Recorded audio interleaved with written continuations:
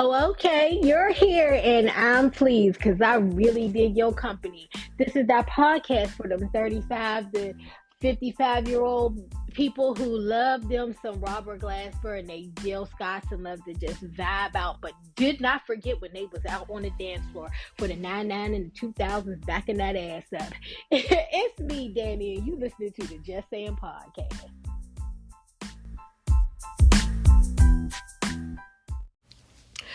All right. Hey y'all. Hey everybody. I tried to record an episode last week, but can we jump into it right quick? Let's just jump into it right quick. Last week was very crazy because my mother got sick. And shout out to all of y'all new people. If you came late, as long as you hear, you right on time. But for my day ones, y'all already know about my mama. And for the people who haven't been here before, let me tell you right quick, my mom got sick in 2020, right before they started testing for COVID. We had a lot of stuff going on. Next thing you know, she spent weeks and weeks in the hospital. And next thing you know, boom, they said, I think she got dementia. And we ain't been the same ever since. I have custody of my mom, legal guardianship over my mother because she cannot speak for herself. My mom is 67 years old. This happened 4 years ago. So she was 63. She was 62 at the time, about to be 63. It's been a ride, okay? So my mom got sick. She had to have a procedure. The procedure went wrong. There was an infection. All kind of stuff. I'm talking ICU. I'm talking all the good jazz, y'all.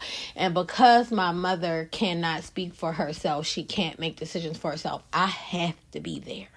I'm in that hospital 24 hours a day. I mean, there are points, even though you can't stay at the hospital because my mom can't speak for herself, there were some times in the ICU when they were letting me stay like extra long hours because we were trying to figure out what was going on with her. And things had to be approved, right? And on the days when I went home, I still had to be up,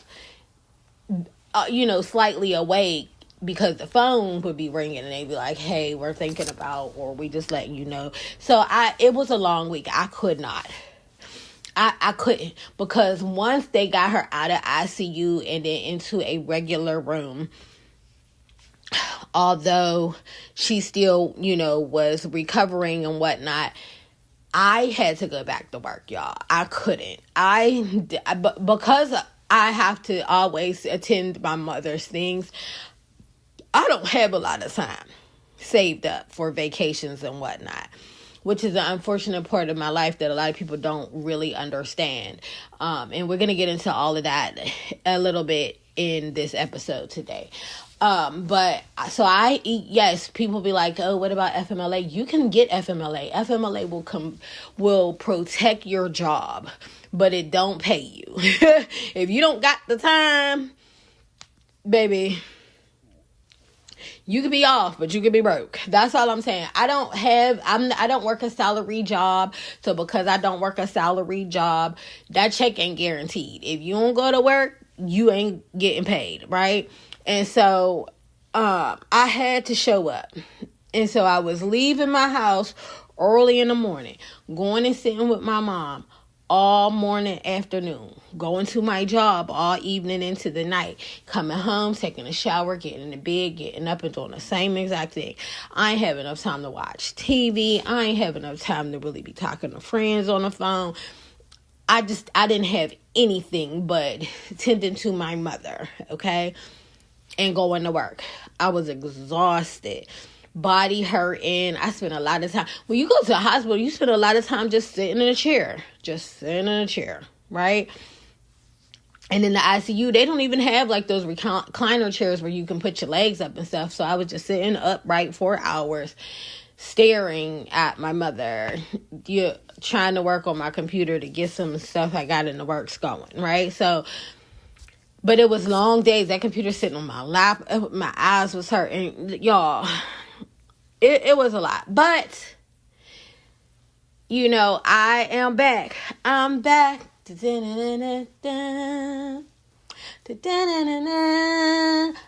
back. Y'all know that AZ. You remember AZ the rapper, and he said that song, I'm back. Y'all know that? Okay, well, just me, fine. It's okay. Don't worry about it. I listened to it on my way to work today. because y'all ain't joining in. So how y'all been doing? The weather's crazy here. I live in the Northeast. The weather is crazy here. It's been all the seasons, okay? In the Northeast, we are the kings and queens of tie that jacket around your waist. Because when you get up in the morning, it's cold. So you need the jacket. Then by the time you hit lunch, it's like summertime. So you don't need no jacket. Take the sleeves off. Push them up. Push them up. That's the other thing. You're going to push them sleeves. You're going to take that jacket off, tie it around your waist. You're going to push them sleeves up. So push your sleeves up. But by the time you hit dinner, you know, the old traditional dinner time, which was like 5-6 o'clock, it's autumn already. You might want to pull them sleeves back down at the least. And then by the time, you know, it's like 8-9 o'clock, you got to walk that dog for the nightly walk. Put that jacket back on, baby. It's cold. Get your socks, and when you get in the house, grab a robe because it's cold. It's cold, okay? It is.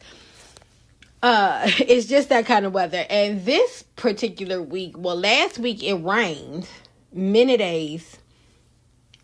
And then when it stopped raining, honey, it snowed. It snowed in March. Now, I'm saying it like I don't know that typically here in this city, it does snow in March. At least one week in March, it's going to snow. We're going to get it. My best friend, when I was in my 20s, she got married. I want to say the weekend or the week before she got married. She got married in March. The week before she got married, snow. We all had these cute little, it's about to be nice because it's almost spring dresses. And it snowed.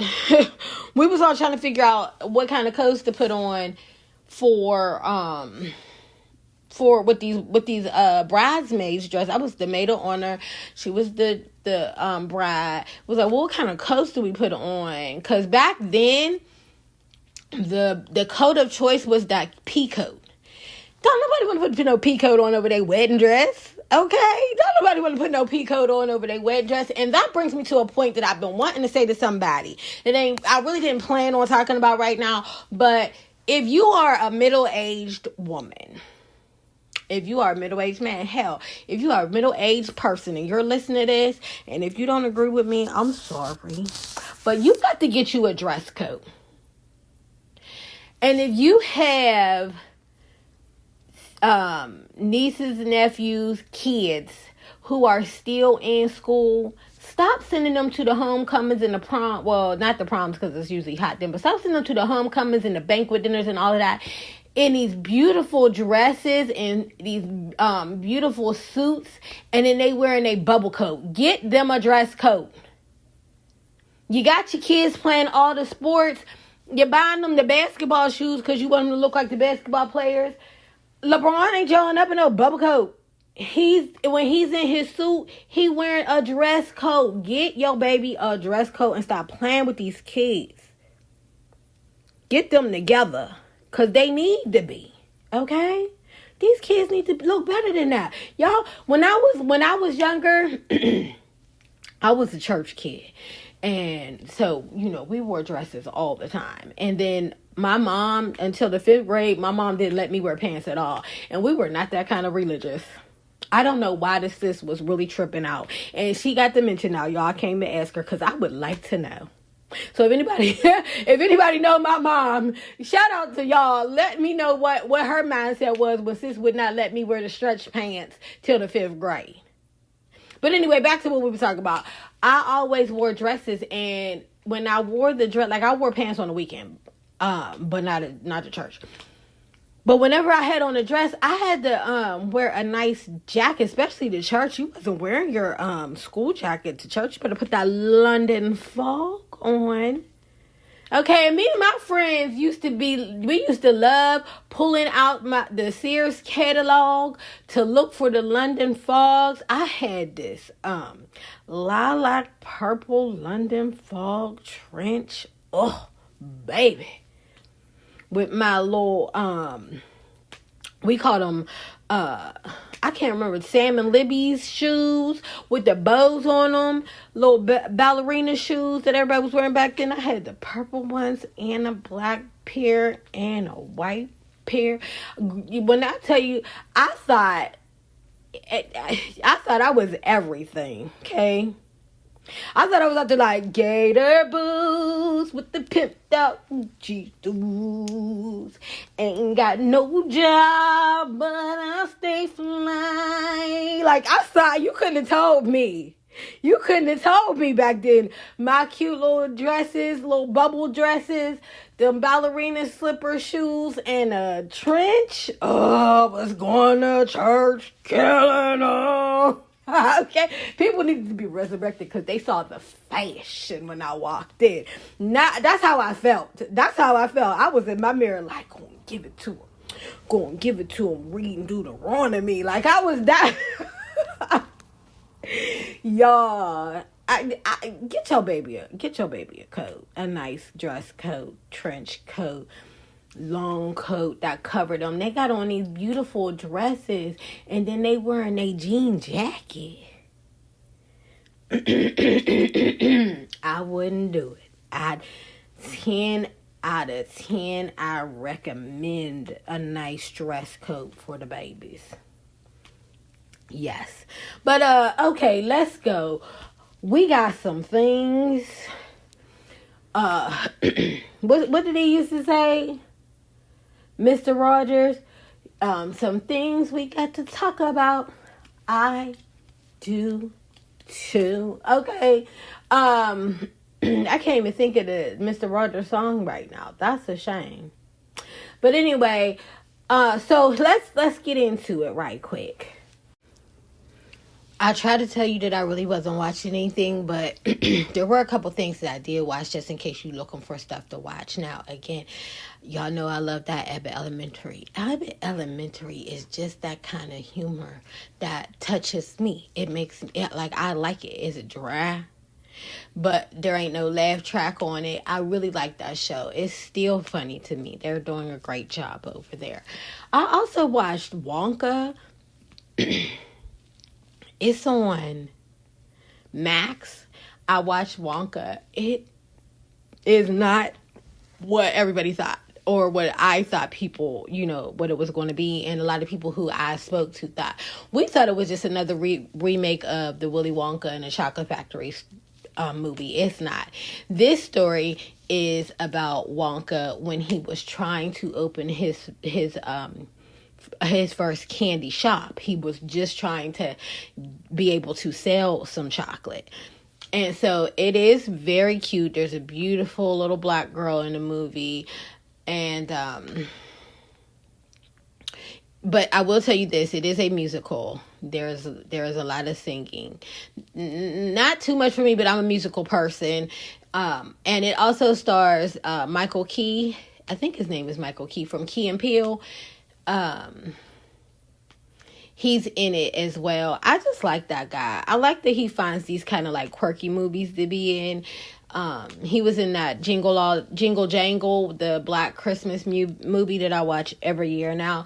And now he's in this. He's been in a lot of other things, but that's the one that was kind of musical-ish too that he was in. And I like him playing in these movies. I don't know how he's finding them. Is he writing them? I don't even know. Like, how's he connected? Because I really do like him. But again, this movie was really cute, really cool.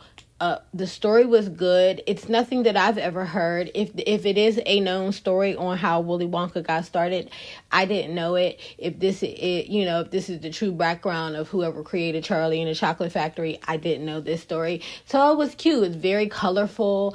They did a good job here. So that is what I did watch absolutely on TV. I want to say I watched something else, but I don't remember. I don't.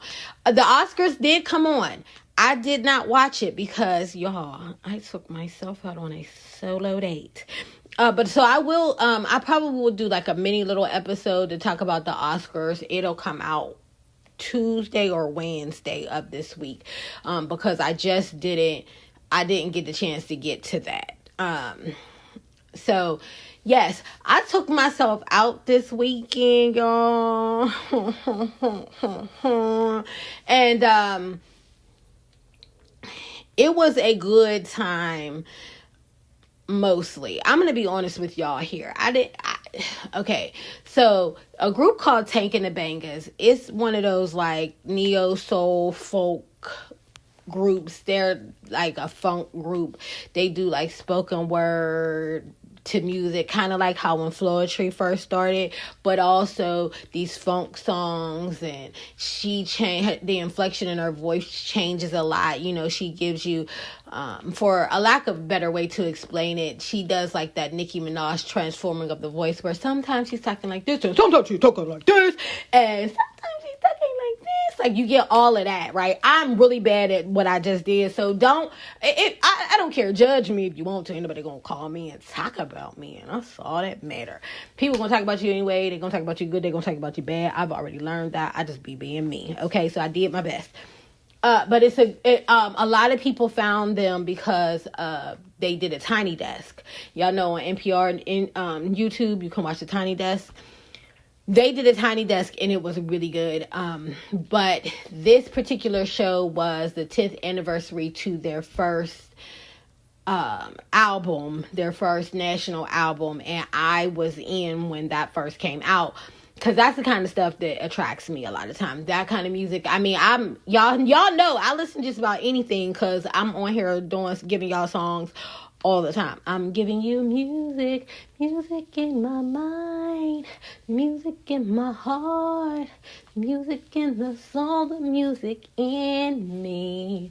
So it was at the City Winery. I bought me a cute little ticket. It came at like $30-something. And when I got there, I went alone because I don't know anybody else who knows this group. When I got there, I didn't see anybody I recognized at all. Not that I'm big or huge in the city, but I didn't see anybody that I recognized. And I've been here for years. Okay? I would like to get to know more people or see more people out, and I'll talk about that in just a second too. But so I went there. I've never been to the City Winery before. I know some of y'all's like, "What? You never been to the City Winery?" People don't be trying to take me out on dates, okay? So what I do now is I look for places I would like to go, and then I check those places for things and events that I would like to attend, and then now I just go. I just show up. I get dressed for me.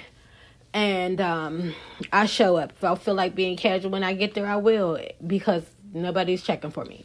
If I feel like dressing all the way up, I do, because nobody's checking for me. Like, I do it the way that I want to, how I want to, when I want to, and that works for me. So I was there.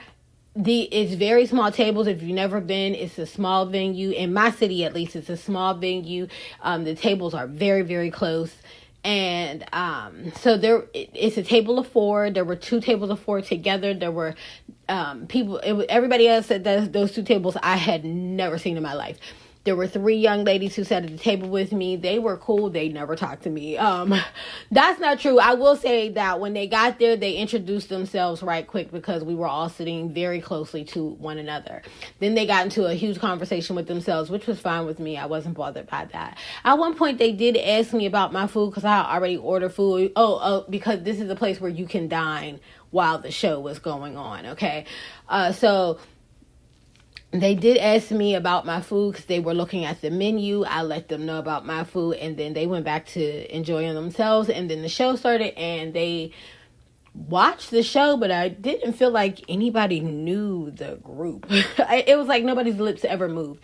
It was like I used to go to Presbyterian church, and I went to the Presbyterian church. And if you went to Presbyterian church, judge somebody else. But the Presbyterian church that I went to was a Black Presbyterian church, and we weren't never allowed to clap. Like, during the service, you don't clap. You just sit and listen to the songs, and you just kind of nod your head like that was beautiful. And then, you sing your hymns, and then you listen to a sermon, and you go home. When I got to Baptist church, they was clapping and standing and jumping and running and all kind of stuff. And but we was at Presbyterian church at this show, okay? All around, the Black people, the white people, the brown people, everybody was sitting. I did not know that was the MO of this type of place, but I learned that you don't just jump up and stuff. You just kind of sit there and enjoy, which is okay because of the type of music that they give. So I guess it was fine. I guess it's kind of like supper club vibes. I'm going to assume I've never been to what they would call a supper club unless the Center Winery is labeled as a supper club. I don't know. Anyway, I went and I was there. There was a moment though when I was sitting there and there was a couple. It was me, the woman who was sitting at my table, and then two couples at the next table.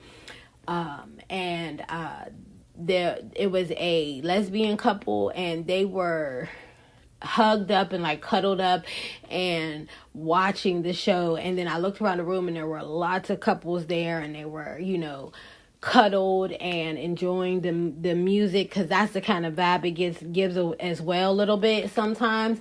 And I jumped right on into my feelings, y'all. I'm in my feelings a little bit right now talking about it. Like, there's something to be said about having that companionship, right? And I believe that I'm just in a season where I would like that, but I don't know where to find people. Like, my job, the job I have right now, cool, I'll talk about it in a second. The job that I had before the job I'm currently at, I never saw any people. I literally worked alone in a residential home where nobody came to see me. I just saw the two people I worked with for years, unless I took them out to go to the store or something. I never saw any other people. And that would be the majority of the day. I would see my kids, go to work, see these two people, go back home. Unless I went to church, and that's a different story. So I didn't see people. I got to this job, and part of me wanting this job was I'm gonna see people all day. I might meet somebody, I might make a friend. I might, make a love connection, something. I have not. I've been there over a year. I have not at all. And so I just felt like I keep going places, and I'll show up alone, and I never get more than a hey, when somebody's walking by. So I felt very emotional. I then jumped into loneliness, and I think it all is still connected to the fact that my mom was in the hospital. And when you're at the hospital and you're sitting alone, that type of loneliness, people will say when you are at the hospital and you have to sit there a lot of time, people be like, they'll send messages like, oh, this must be hard on you. And you're like, yes, it is. So we don't have to guess that. This is definitely hard. And there are some people who text and be like, if you need something, let me know. But I would implore people that if you know somebody who's sitting at the hospital with family, ask them, is anybody there with you? Because a person would like to have a conversation, or just have somebody hold their hand, or say, hey, let me go down and get you something to eat. Anything. Do you need to go take a break? I'll sit here for 30. I can sit here for, I have 30 minutes. And I know sometimes people feel like I shouldn't say anything. I only have 30 minutes. 30 minutes is a long time in a short time when nobody's giving you any time. To just, you may have forgot something at the car, or you may want to go to the cafeteria and eat a meal where you're not eating right in front of your family who's, sick, and those type of things. So I'm just adding that in, that if somebody is sitting at the hospital, offer to sit with them or for them. Especially if you're a friend, offer to sit for them. You want me to go over there and sit with your mom or your dad or your grandma or whatever? I can sit for an hour or something, because if you're going to watch TV, you can get that, maybe you can give that hour to a friend and watch TV in the hospital room, or you can, give that hour to, 30 minutes to a friend. Or maybe a lot of times, nowadays you can, DoorDash or Uber Eats food in, but it's so expensive. If you could call and say, hey, I made spaghetti today, or I'm making baked potatoes today, or do you want me to grab you something to eat and just run it over to you? Those things are helpful. But people aren't going to ask you to do that. People aren't going to be, when you say, like, is there anything you need? Most of the time, people in the hospital, they're not thinking about saying, hey, can you go over to Arby's? I know it's right across the street from the hospital, but it's actually 3 blocks away and we're on the 5th floor. So me going all the way over there is a lot of time when my family member is in the ICU and I just don't have $25 to spend to get a $7 sandwich today. Like, it's a lot. So just maybe think about that. Add that to your list of things that you might add to, being kind to the world.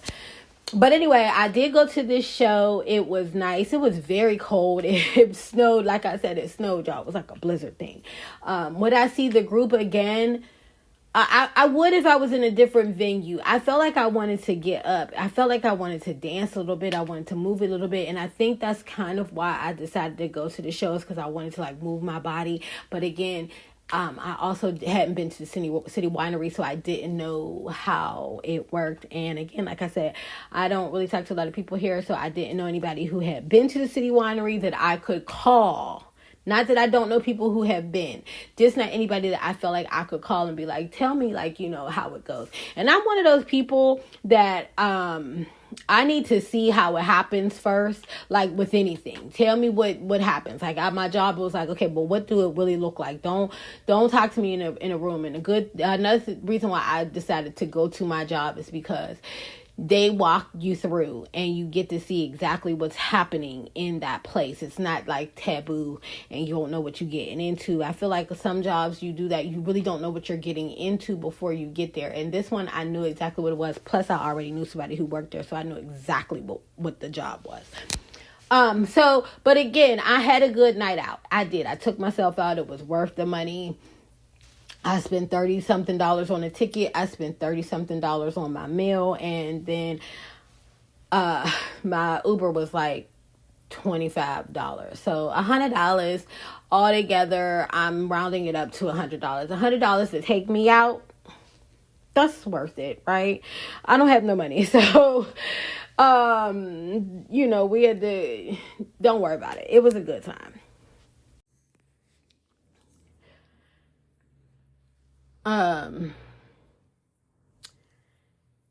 Typically I have a lot of celebrity news going on, and I give y'all a couple stories, but I only have 2 stories and they tie in together because this week I really have an important message that I would like to get out to you guys. I did originally try to get a person to come on to speak about this. So what I'm telling you and what I'm going to be saying is not expert advice, but it is what I have been noticing, especially with dealing with my mom. And my mom's best friend passed away not too long ago, and talking to her daughter.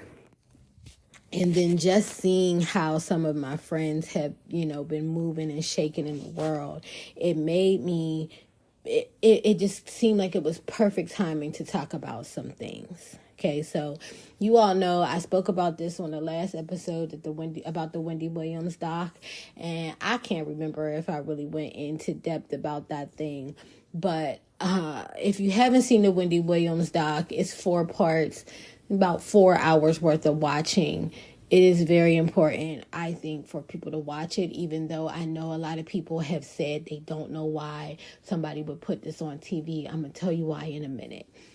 The other thing that I want to talk about, the other celebrity, I guess, that I want to talk about, and a lot of people would only know this if you were on the internet, because this person was more of an internet sensation than they were known for their position. However, a Flint, Michigan City Councilman Eric Mays, black man, passed away last week as well. Well, I don't know as well. He passed away last week, okay? And you'll see why I'm tying this all in together.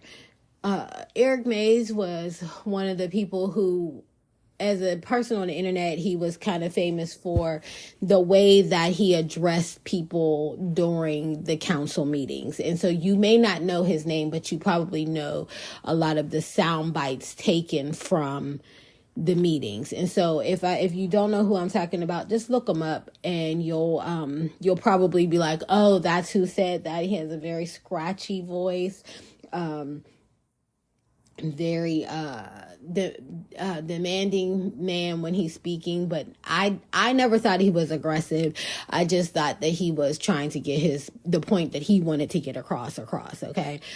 The reason why I'm bringing him up and tying him into Wendy Williams, and again, you guys, this is going to be a serious conversation, is because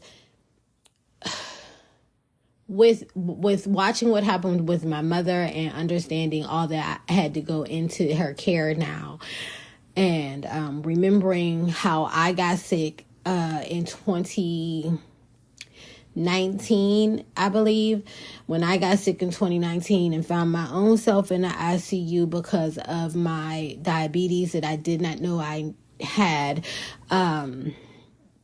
which snowballed and spiraled me into ending up getting weight loss surgery for health reasons.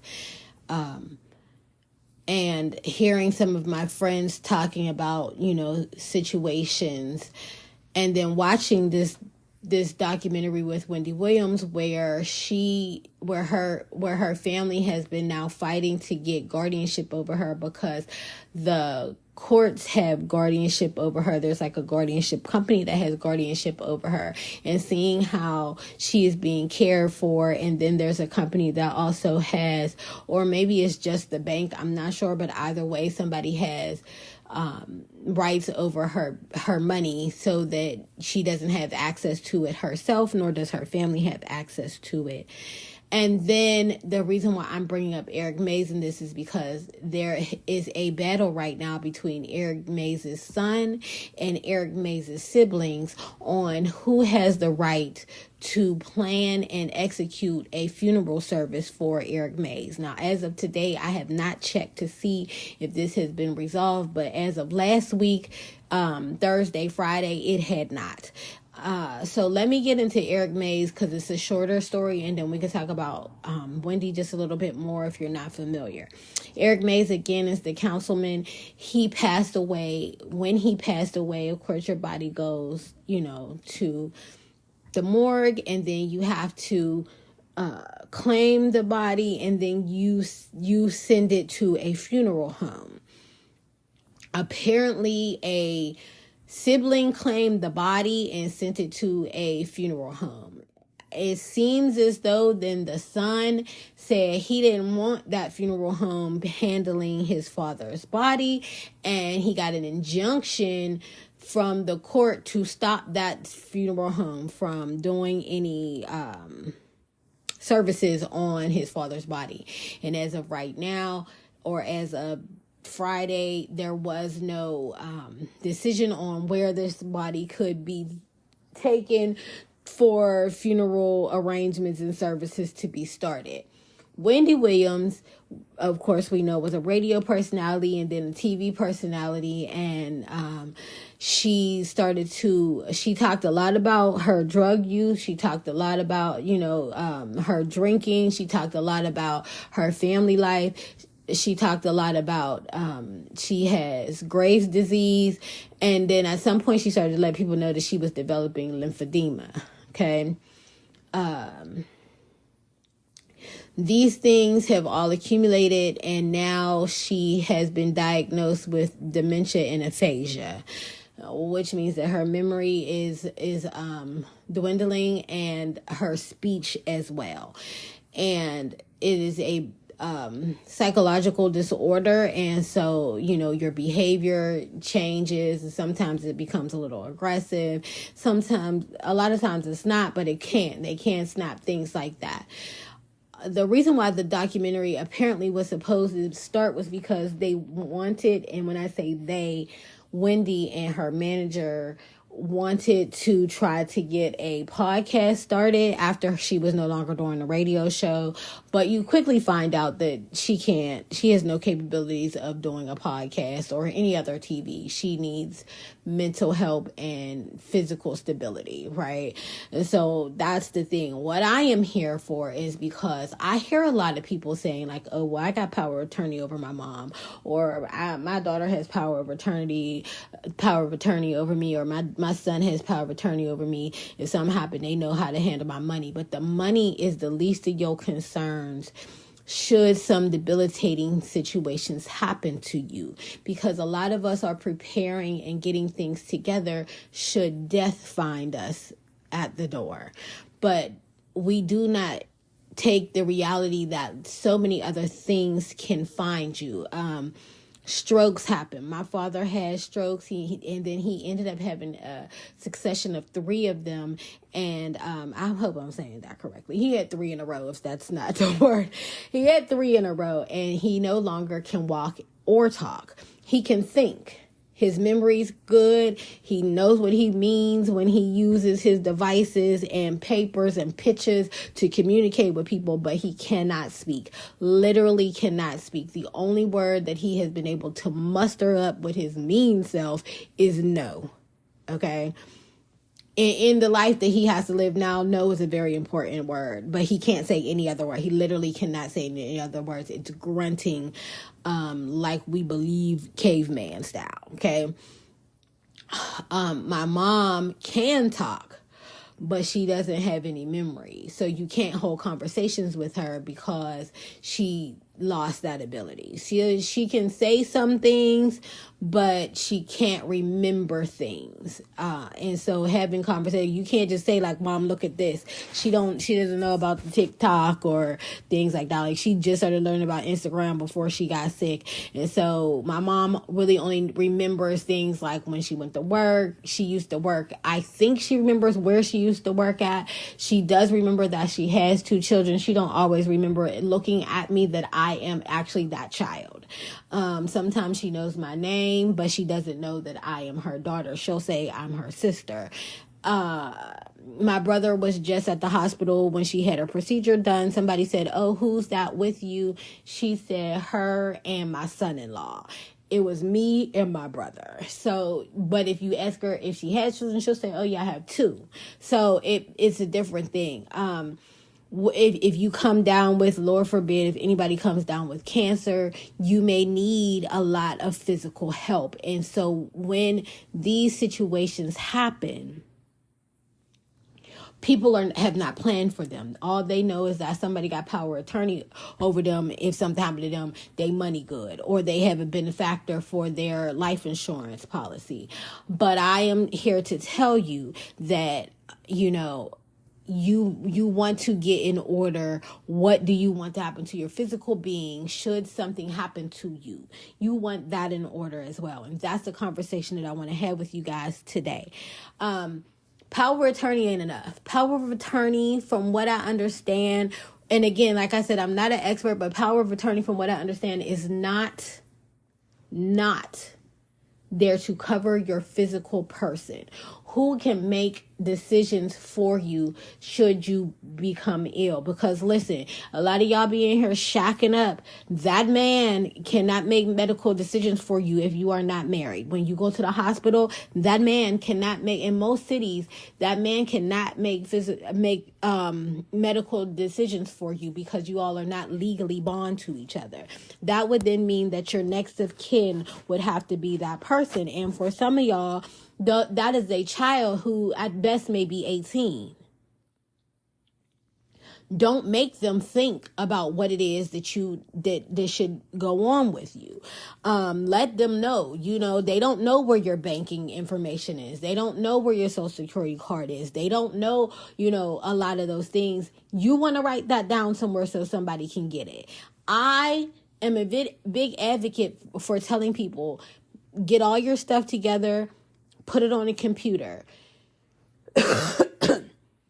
Make sure that like what I mean is put it on a computer is save a file that says, I have a bank account at this bank. I have a bank account at this bank. I have a bank account at that bank. If you got 3 of them, if you got a daggone Chime account, if you got a Cash App account, you want that known, okay? Because people ain't gonna know where your money is, and it's gonna get lost, and it's just gonna be lost out there in unclaimed funds. That's what will happen if they don't know how to access things. If you got a credit union, you want to make sure, because y'all not walking around talking to your teenagers about that kind of stuff. If you hide an account from your man, put it down somewhere so that somebody can have access to it, okay? There are some files you can lock and put a pin to, and can't nobody find it unless they have that pin. Now, here's what this is my suggestion. It ain't an expert thing. Again, these are suggestions that I'm giving.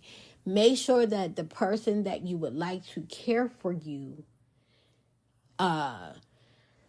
knows how to access that information should something happen to you. Don't let that just be your children. They will be in a state of shock if something happens to you suddenly. So you want to also have somebody else who is not them. Do you have an aunt close to you? Do you have a grandma close to you? Is your mama close enough that you could tell her where the information is should something happen to you? Is your best friend that person? Like, there's somebody that you want to have that's not your immediate husband, wife, children, to know what to do and where to go and things like that, right? Who is your doctor? Like when my mom got sick, I didn't know the name of my mom's doctor. I knew where she went, I think, but I didn't know the name of her doctor. Why did I need to know the name of her doctor? And when she's 60 and she be jumping up out the house and going to mind her own business, you know what I mean? Some of y'all just don't know that. And if you come down with, if it's you or if it's your family member, you want to make sure that that information is accessible somewhere. If it's all in a folder and it's in your nightstand and it's labeled like, important information should I get sick, put it somewhere, because they gonna go searching if you can't talk. My mom's best friend was quote unquote fine. And her daughter called me and said one day she said her stomach hurt. My mom's best friend said her stomach hurt. They went to the hospital. Well, she said her stomach hurt, like, let's say on Tuesday, she said her stomach hurt. She said she was just going to lay down around the house because her stomach hurt. Wednesday, it hurt too bad. She went to the hospital. By Thursday, she was gone, y'all. By Thursday, she was gone. Not the next Thursday. Tuesday, Wednesday, Thursday, she was gone. This woman who is her child is her only child. She has now have to, sort through her mother's things, clean out the house, go through so much stuff. You got a lot of family members who show up and they think they know, and they want it done their way. If there was something written down on what to do, it would help her a lot, because then you don't have to listen to all the arguing and fighting with family or none of that stuff. Y'all want to get that stuff together for your family. I also want to implore you to please just go get your physicals. Just go find out what's wrong. Don't be like, I don't want to know, because it doesn't only affect you if something is going on. If something is going on with you, there is a lot of family. When I got sick with that, when my diabetes put me in the ICU, when I put myself in the ICU because I didn't know that I had diabetes, so I didn't manage it well. Let me word it well. I put myself in the ICU because I did not know I had diabetes, because I wasn't going to get my body checked out, and I did not manage my diabetes because I didn't even want to know if I had it.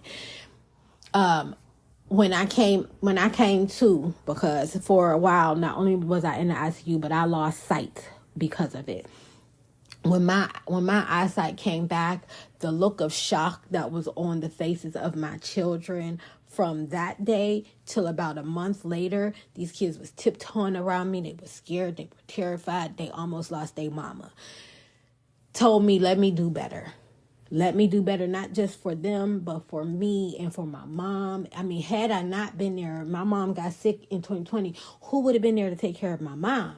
the kids who lost their mama, like it would have been just too much emotionally. And that is the responsibility of us. It's not just our responsibility to make sure that these children are clothed and fed and go to school. It is not just our responsibility to make sure that they are emotionally well people so that when they grow up they can be healthy, productive adults and find themselves in loving, caring relationships, intimately or friendship wise. It is not just the responsibility of that. It is also our responsibility to be our best selves so that we do not put it on them to early in life have to take care of us.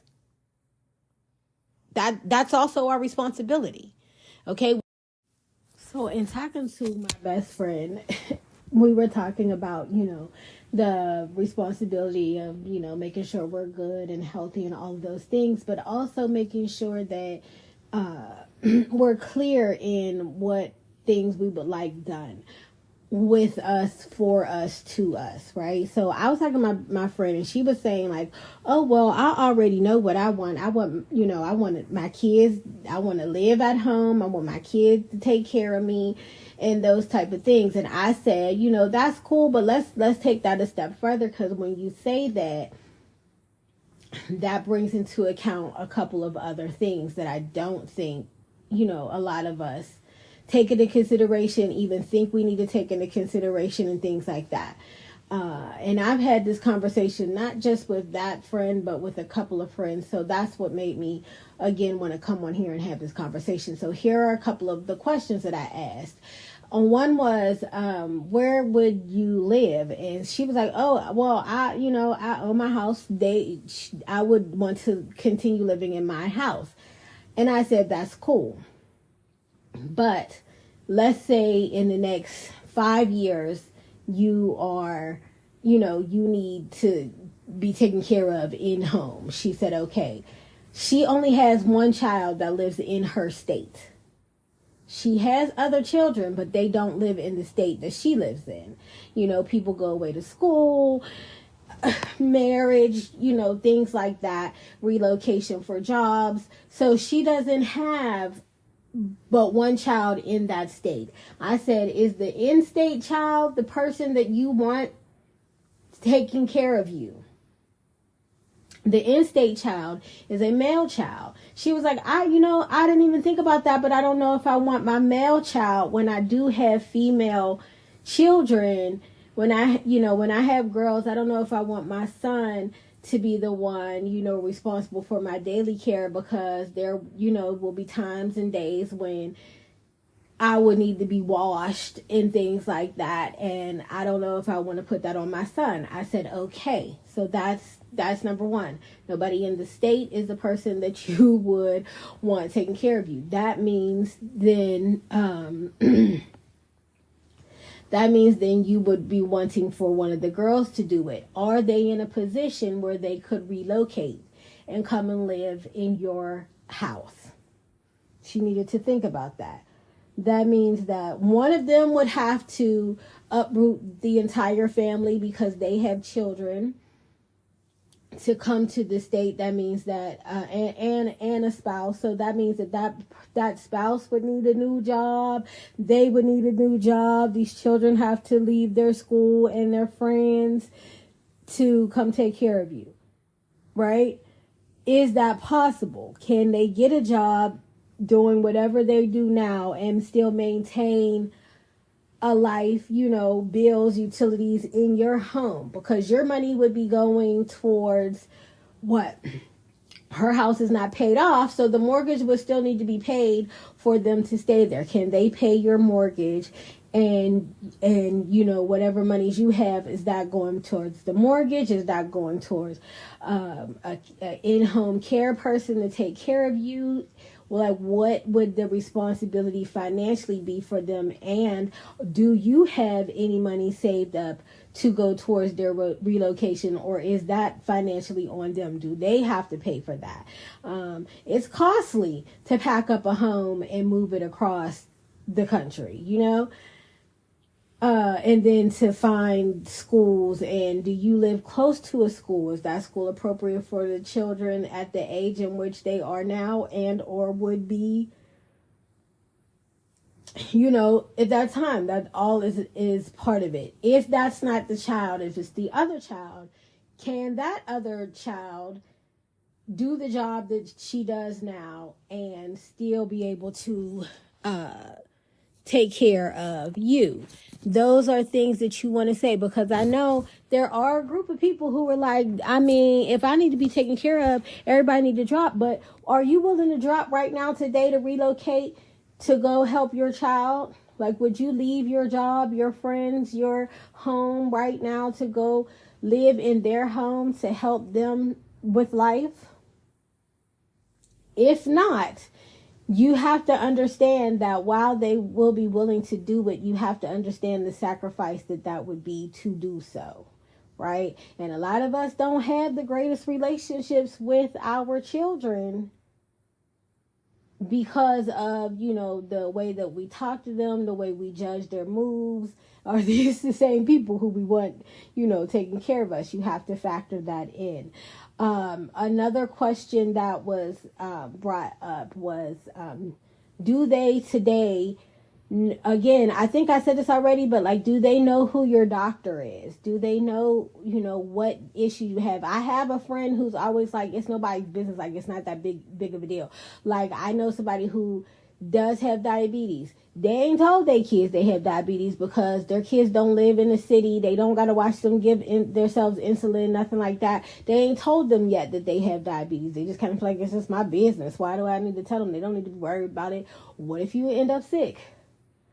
Like I did. I remember one time I had a friend whose mom, diabetes, I think their sugar dropped so low, they ended up in a car accident. That's how they found out that their mom had diabetes, because their mom was in a car accident and they needed to rush to another city to go go see about their mom in the hospital. They didn't know their mom had it to even check and call and see, like, manage anything. I have another friend, and this came up, these are the things that I would like for you all to consider when you're thinking about, planning your life out. In the middle age, we need to do so. There was a conversation about,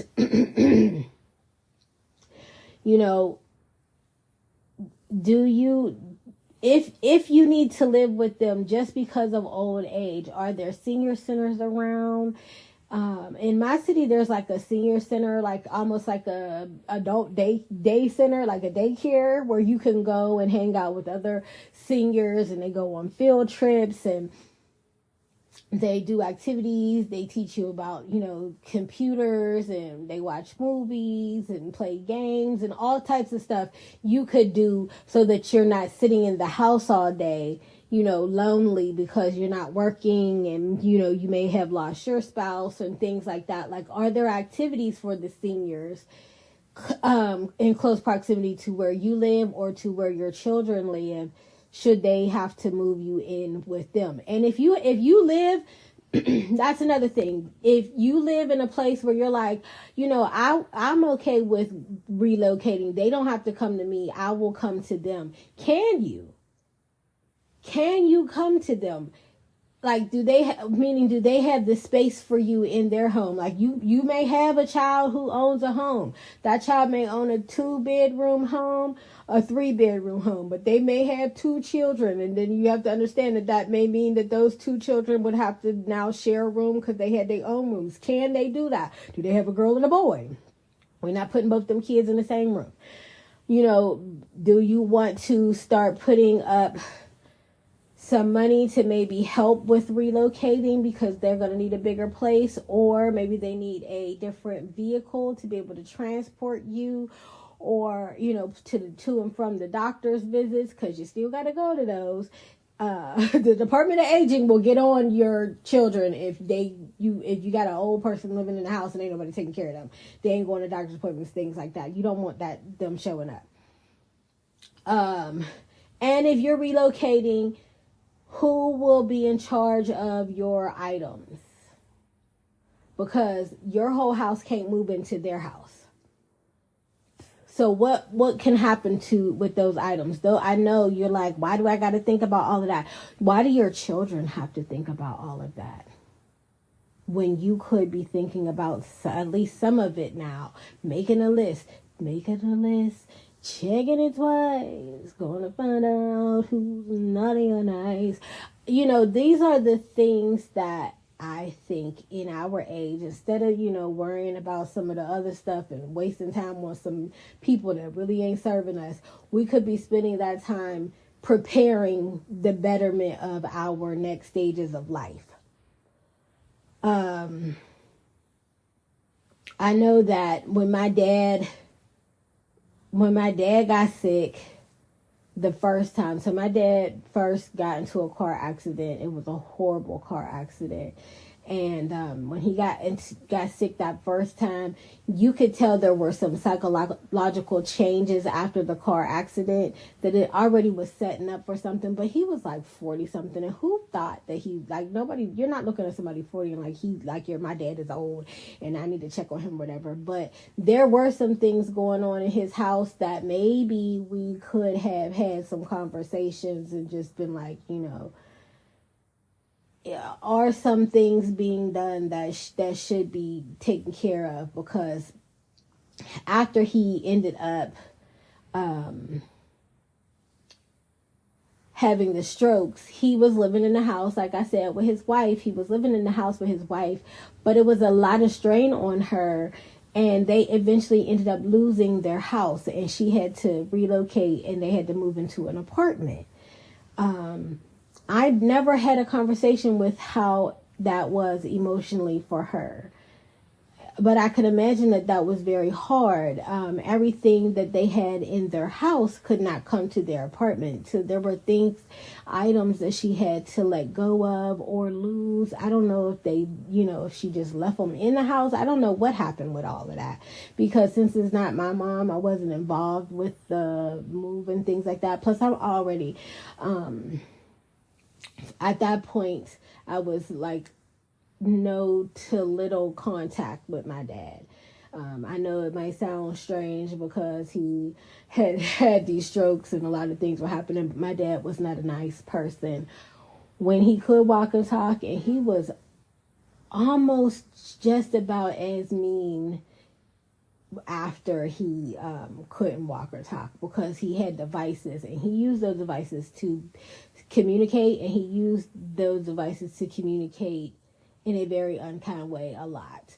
And that's the thing you have to understand, that there will be some of your children, some of us, some of you, who once they don't have to, they won't. They won't. And because there's a freedom that they get now that they don't have to, some people don't have to be involved, and they won't be involved. But still, they lost their house.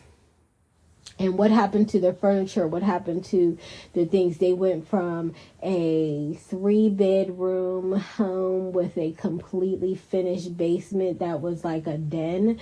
And they had 3.5 baths and a garage and a backyard and a back porch and a front porch.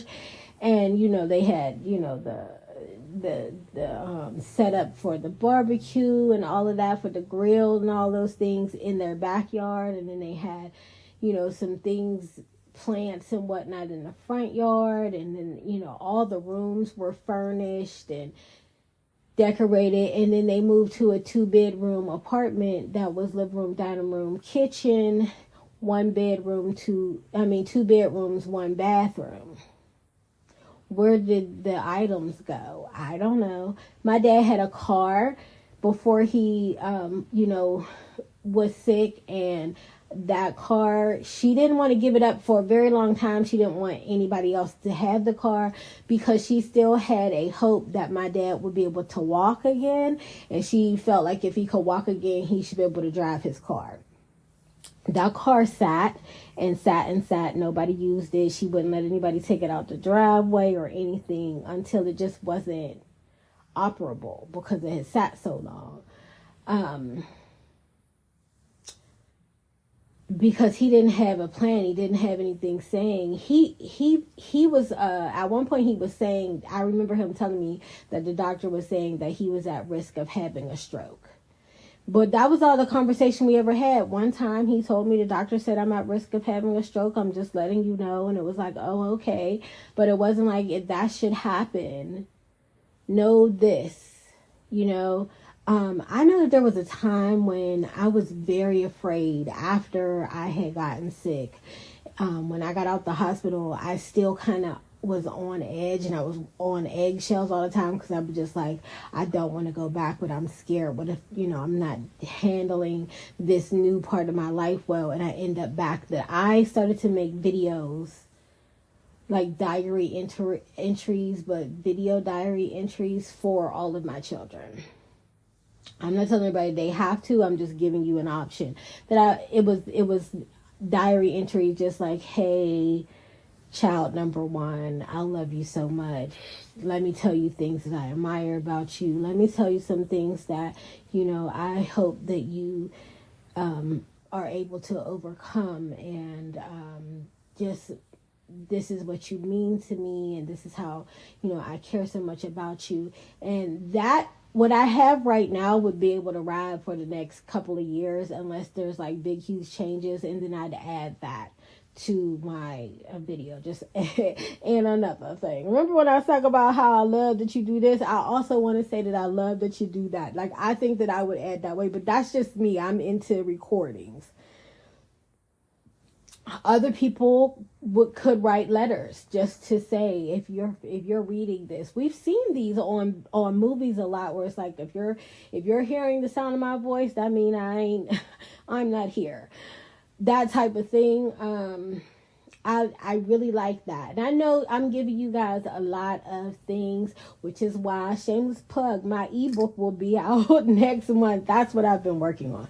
I've been working on an ebook to try to, you know, list these things out, so that people can go back and just like how to prepare for, you know, should something happen, what do you want to happen. Here's another thing that I just found out this out. I feel like somebody mentioned it a while ago, and it was just one of those things in passing, because I wasn't in a place in my mind where I felt like, you know, it was something for me. But did y'all know there's a legacy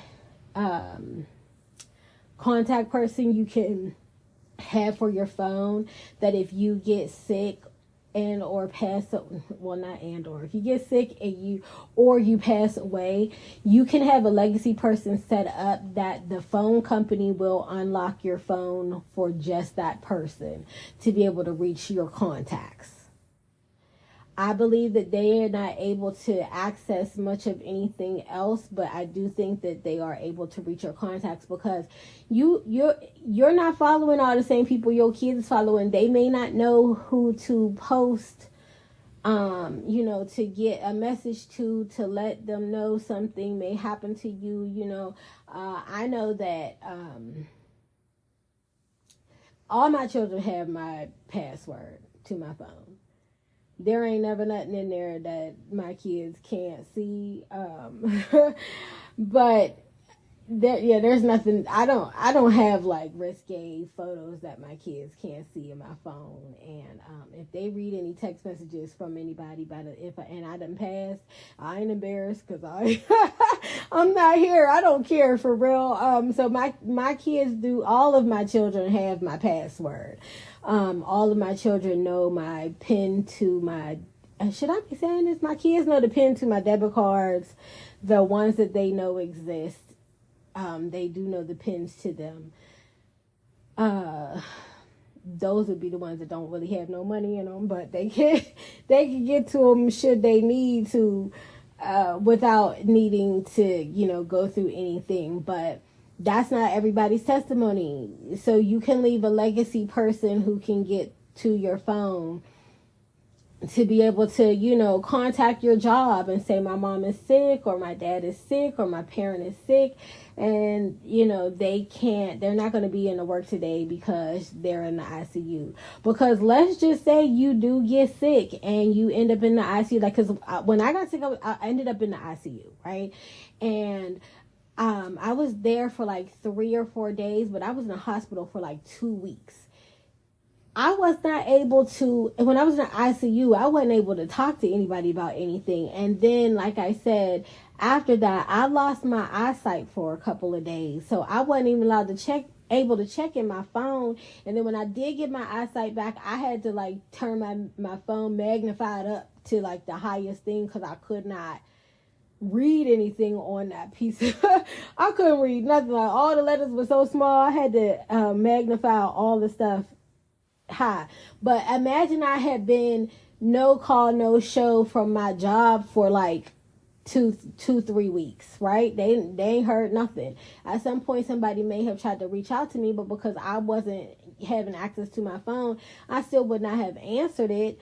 And they may not have called at a time when my children were near my phone or knew to answer that phone to say, oh yeah, she in the hospital. So, you want to be able to make sure that your children at least have a number to a contact at work.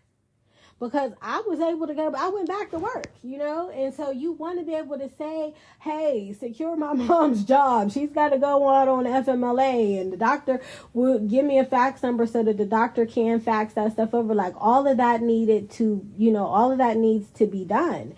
And you want to be able to have your children be able to contact a person. Like you want to give that information to somebody who would be able to contact your job if you need to go back to work. You want to save your job.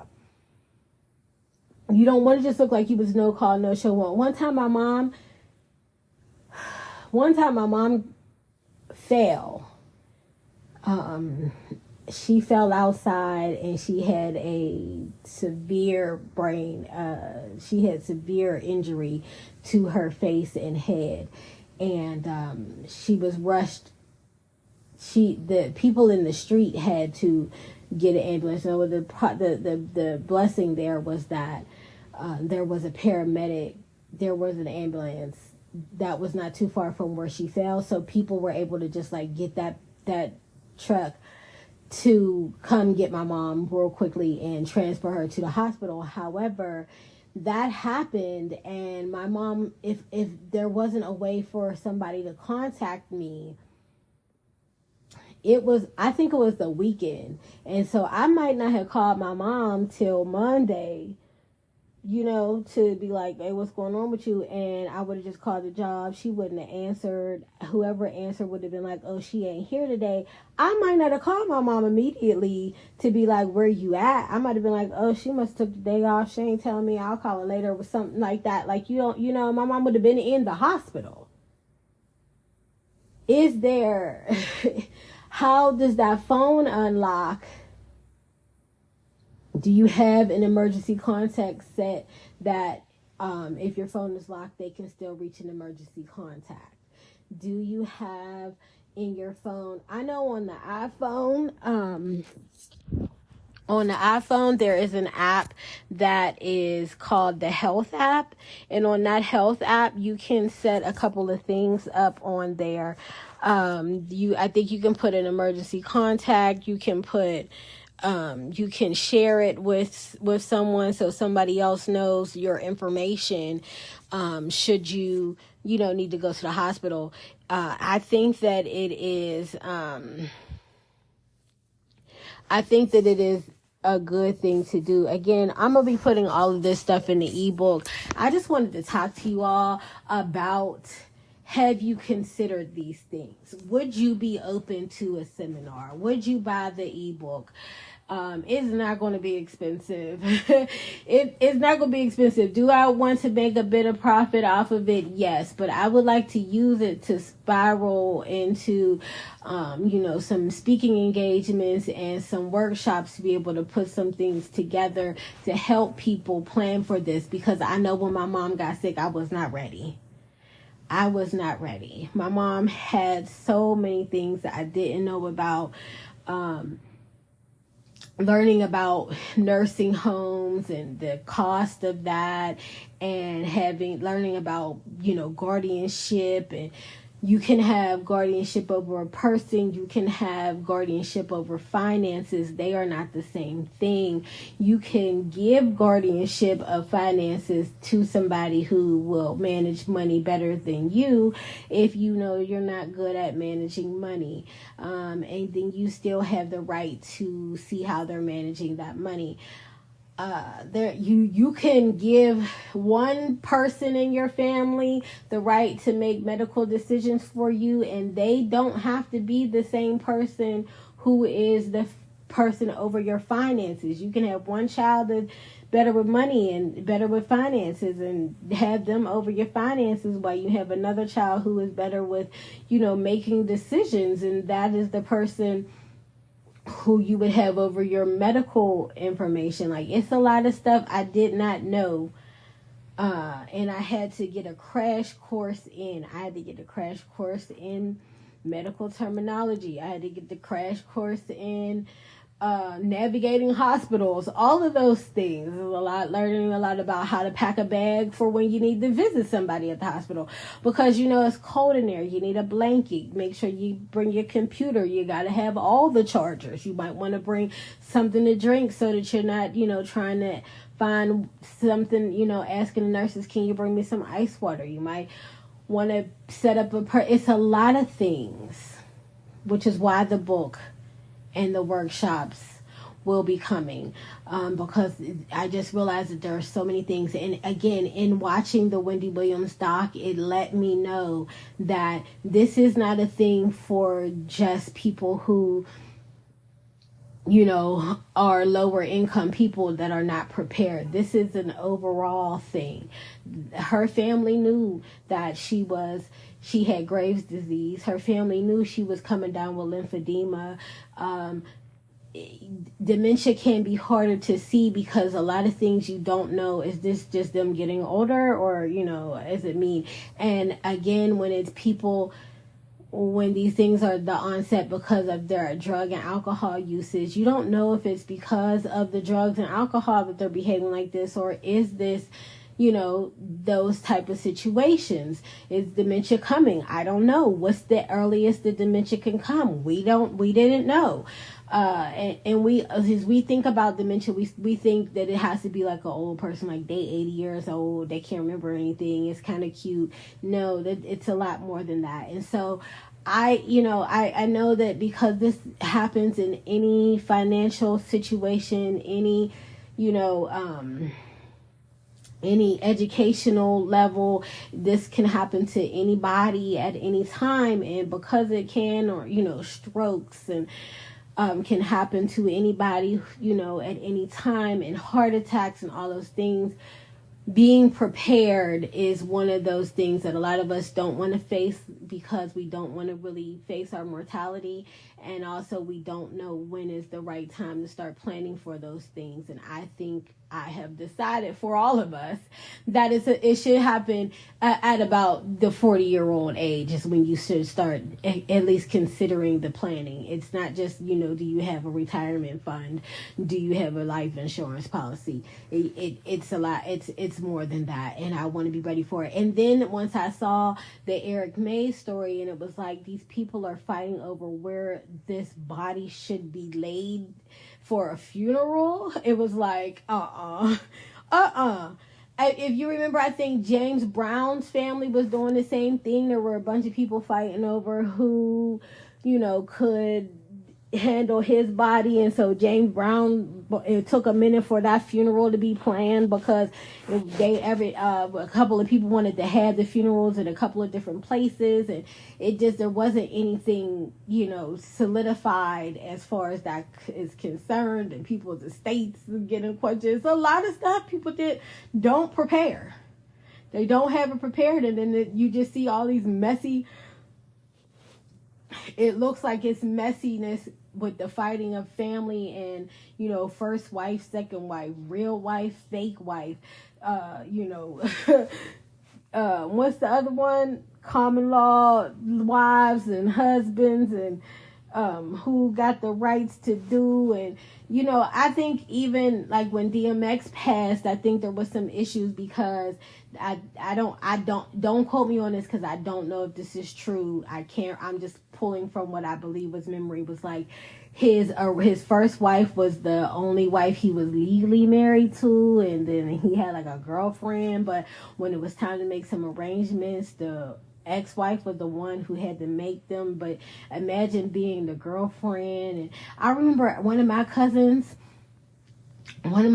passed, and she was gay. And when she passed, it was like at the funeral, it was like nobody was really acknowledging the wife, because right before my cousin passed, they were going at it on social media. Like it was like a lot of arguments on social media between these two. And so when she passed, it was it felt like nobody was really acknowledging her. And so I remember seeing her sitting to the side at the grave site just crying to herself because it didn't feel like people were acknowledging her loss. And it's just like a lot of things. I know I was dating somebody at one point, and I was saying like, because you don't tell your family that we are a couple, if something happens to you, I won't, what would happen to me. And that person was just kind of like, somebody will know. But I remember, I know somebody else I know got sick, and they were, family came into town. That family didn't want anybody to go visit her. And she had a girlfriend, and the girlfriend would just sit at the hospital but couldn't go see her because the family was just like, they didn't know that was her girlfriend.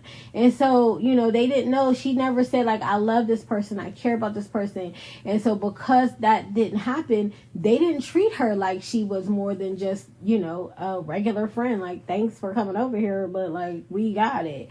And it's those type of things as well. Like, is there somebody that you want us to definitely contact? Is there, what is it? And I know I had, my friend was sick, and I just had to sit back and wait for third-hand information about this person because it didn't matter. So you got a regular boyfriend or a regular girlfriend that's chilling and nobody really knows that y'all cool like that, or you be downplaying like you're caring for that person. If you get sick, ain't nobody calling them.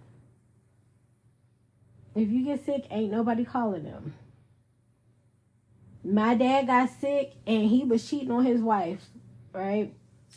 While he was in the hospital, the girl kept calling because she didn't know my dad was sick. So she calling my dad's cell phone, and about maybe the fifth call, his wife answered the phone like, hello, because the number kept popping up. And so she answered the phone like, hello, and the girl's like, yeah, where's Cecil? And look at me giving y'all my dad's name. I don't care. But his wife was like, who is this? And she's like, this young girl, she was like in her 30s, but my dad was 50, and she on the phone like, yeah, where he at? And I want to talk to him. And, my dad's wife was like feeling a kind of way. And I said, you should have told her to come on over here and help wipe ass like I got to do. Since you want to be on the phone looking for him, and he want to act like, he wanted to make you feel like you was somebody. But imagine if you're that girl that he was cheating with. Imagine you're that girl and you don't know your so-called, on in your story, your man is in the hospital and been in the ICU for 2 weeks. Imagine you just thinking this man just stopped calling you, and you like, where he at? You about to pop up at his house. Pop up at his house? Because you want to know what's going on. He ain't talked to you in 2 weeks. Like, you know what I mean? And so it's like, you want to, if you got a side person, you over 45 and you got a side person, you might want to tell somebody that, like, and also make sure James know, don't start coming to the hospital looking for me, because my real husband going to be up in there. That type of thing. You don't want, no. You got to make sure you got those things together, because you don't want that. Nobody should get a phone call and find out that you was cheating because they showed up to things. You don't want nobody showing up at the funeral thinking they about to be able to sit in the front row, and it's another person that's thinking they go and sit in the front row, and now you gotta have a auntie come over and be like, "Hey, baby, come on, let's just come sit over here." Then she crying, bawling, nose snotted up because she said that Charles is gone, but didn't nobody tell her that Charles was also talking to, Ashley over there. Like, we don't got time for that. We don't got time for that. Let somebody know. I don't know. Put them in your phone as like contact number 1, contact number 2, and then contact number 3 if there's a third one. I don't know, but do that so that people know. That you don't got this messy stuff showing up at the thing. Because y'all remember that song that Vesta had? Congratulations. I thought it would have been me standing next to you.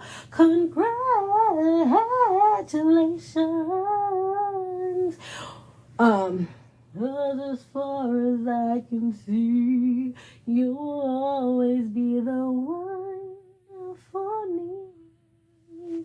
Now that was when Vesta found out that the man that she was dating was getting married to somebody, right? And she wanted to bust up in the church and be all like, "Congratulations! I thought we were going to be getting married, but clearly we weren't because you over here getting married to this chick." You don't want that kind of situation at the funeral. You don't want to set your friends and family up for that. And also, you want to be putting stuff in there, because if you don't want nobody miming at your funeral, let somebody know right now before somebody's standing up there miming at the funeral. We don't need to do that. Anyway, y'all, I gotta get ready to go to work because that ebook ain't out yet, so ain't nobody bought nothing. Y'all ain't retired me from my job yet, and we need that to happen, but not today. So I gotta get ready to go to work. So think about those things and keep Wendy Williams in y'all's prayers and her family, because it is rough out here in these streets. And if y'all talking about that boy because he spent that money, he wasn't stealing no money. Imagine being 19, 20 years old. Your mama is has dementia that you didn't even know was coming on, and everybody's looking at you to be in charge of something, and the only thing you're in charge of is the money. First of all, kids is going to run through some money. Yes, we order an Uber Eats all the time. I'm depressed. My mom is not who she is. I can't get to her. People are trying to keep her from me. She got these people I know trying to steal from her. We can't handle it. Yes, I'm ordering food today and tomorrow and the next day. They said that Wendy Williams spent on that boy. That boy was not thinking about money's going to run out if I buy some food. That's not what he was thinking. Nobody was running around. I'm very sure that boy wasn't running around like, yeah, let's just plan to spend a lot of money on Uber Eats. I think that included groceries, not just takeout. And I also want y'all to know that he wasn't doing McDonald's. Y'all thinking about your raggedy KFC, Uber Eats, and DoorDash bills. He's not getting KFCs and DoorDashes. If you watch the documentary, she said herself she liked expensive. She liked to give her son expensive. She didn't have access to her money and still was bringing him Dior gifts when she was able to see him in this documentary. So we got to just calm down, chill out on that boy. He did not mess everything up. He just alerted the bank. That's all. The bank was just like, I don't know. It seemed like a lot of money is being spent in Florida when I know she's not in Florida. We know that she's in New York. That's pretty much what it was a lot of action is happening on her account in a state we don't believe that she is in. And that's what alerted the bank. Not that they thought that he was stealing it. It just was what's happening here because she's supposed to be in New York. Why is a lot of money being spent there? So it was a concern. Not not that he was stealing, but it was a concern on what was happening with her account. And that's what tipped it and messed up and caused the freeze to it. But again, of course, it didn't seem like a lot of activity at first. It was just like, oh, no, boo, get some, or I don't know expensive restaurants because I don't get to go to those. But he was eating at expensive restaurants, y'all. Just chill out. The boy's young. That's why you don't want to leave power of attorney over your finances to your kids, but you may want to set up what you want your children to say, like, do you want an NDA? Do you want... I'm not going to get back into it anyway because I got to go to work. Y'all not gonna make me miss my miss me clocking in on time. It ain't gonna happen. But I'll be back next week, as long as my mama want to try to keep her health together so that we can have these conversations yet again. I'll be back next week. But again, I'm over there on TikTok heavy. I put out all my stuff over there, and there is a Instagram page. Don't be looking for me over on I just talk in groups over on Facebook, and I don't talk in my own group. Should I start that? Maybe. But try to catch me on a live this weekend on TikTok. I don't think I'm going on Instagram, but we'll see how that works, because that seems like a lot of work when I see people doing it on more than one platform. Anyway, have a wonderful week, y'all. It looks like the weather is starting to turn in my city, so maybe it's turning in yours as well. Plan to do something for yourself. If you haven't done anything this month, plan something to do for yourself, whether it's a free activity or one you got to pay for. Do something. And also, just like I said before, schedule them physicals. Get them scheduled. You don't got to have it done this month, but you need to have it scheduled this month. Drink your water. Stretch your body. You got to move it. Put some music on and dance. Move them hips. Get them hips moving. Bend your knees. If you work a lot, get your back. Go see a masseuse or get a chiropractor or something. I don't know. But get it together. Drink more water than you drink of any other beverage this week. Get it done. Like, we got to help our skin, our organs, all of that. I appreciate y'all for listening to me yet again. Y'all already know it's me, Danny, and you've been listening to the JusSayin podcast.